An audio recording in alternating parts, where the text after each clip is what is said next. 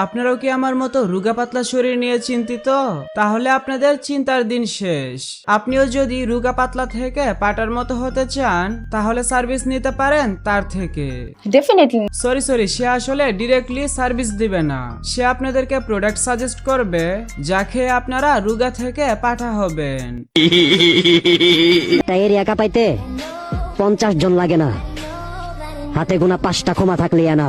তোমার মতো 5 জন থাকলে এলাকা কাঁপবে কিনা জানি না, কিন্তু খাট ঠিকই কাঁপবে। হাতে গোনা 5টা ক্ষমা থাকলে না। তোমার মতো এমন 5 জন যদি একটা খাটের উপর উঠে তাহলে খাট শুধু কাঁপবে না, একেবারে ভেঙে যাবে। যাই হোক, সে কিন্তু তার প্রতিভা মানুষের সামনে তুলে ধরার জন্য বারবার চেষ্টা করে গেছে। তাকে একটা ইন্টারভিউয়ে বলা হয় বাংলা স্বরবর্ণগুলো বলতে। তুমি সরিয়া সরিয়া সবগুলো বলো তো। সরেয়া সরেও আগে। সরেয়া সরেয়া রসুই। যাক, এখান থেকে আশা করি তার এডুকেশনাল ব্যাকগ্রাউন্ড সম্পর্কে ধারণা পেয়ে গেছেন। এরপর সে চলে আসে টিকটকে সাপের মতো পাছা দোলাতে। কিন্তু না, পাবলিক তার এই পাতলা পাছার মুচড়ি দেখতে আগ্রহী না থাকায় এখানে সে ব্যর্থ হয় তার প্রতিভা মানুষের সামনে তুলে ধরতে, এবং সে বুঝতে পারে মানুষ তার এই পাছার ভিডিও দেখবে না। তাই সে গরুর ওষুধ খেয়ে ভয়ঙ্কর পরিবর্তন করে, ঠিক এই রকম।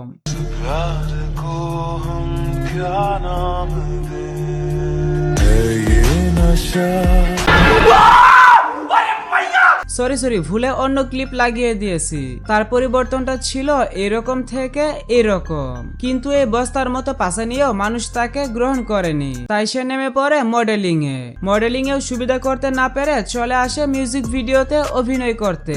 ব্যাস, তারপর আর কি, এখানেও সে ব্যর্থ।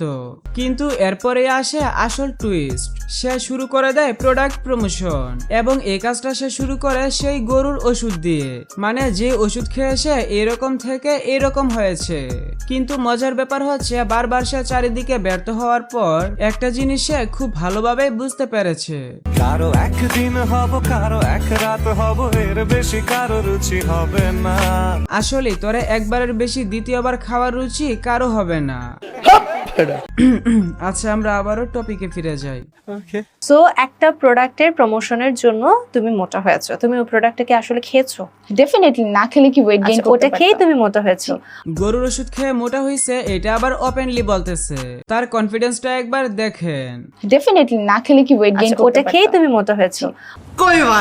অনেকে বলে এইসব প্রোডাক্টের সাইড ইফেক্ট আছে, তোমার কোনো কষ্ট হয়নি? না, আমি এখন পর্যন্ত কোনো সাইড এফেক্টের রিঅ্যাকশন দেখিনি। এখন আপনাদের উদ্দেশ্যে বলি, এই ধরনের যেসব প্রোডাক্ট শরীরে রাতারাতি পরিবর্তন এনে দেয়, যারা এগুলো প্রমোশন করে তারা জীবনেও বলবে না এগুলার সাইড ইফেক্ট আছে, কিন্তু আসলে এগুলোর সাইড ইফেক্ট আছে।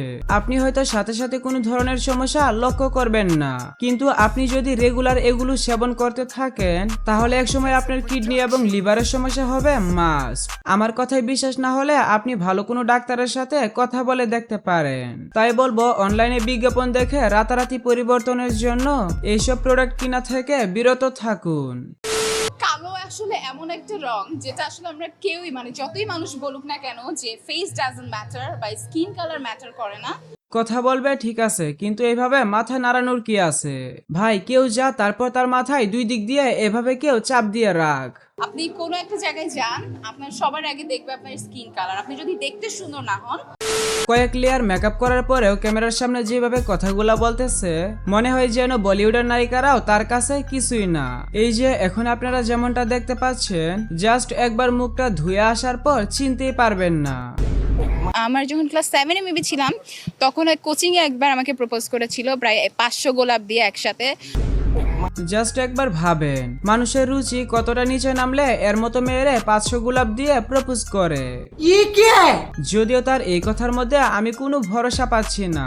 সে বলতেছে তাকে 500 গোলাপ দিয়ে প্রপোজ করছে, তাও আবার তখন যখন সে ক্লাস 7-এ পড়তো। এদিকে তার 1-1.5 বছর আগের ভিডিও দেখলেই মনে হয় কাজের বুয়া। চাপা মারারও একটা লিমিট আছে। আজকের মতো ভিডিও এই পর্যন্তই, দেখা হচ্ছে নেক্সট ভিডিওতে। সে পর্যন্ত সবাই stay peace, stay cool, never break for somebody, always think positive because it can change everything.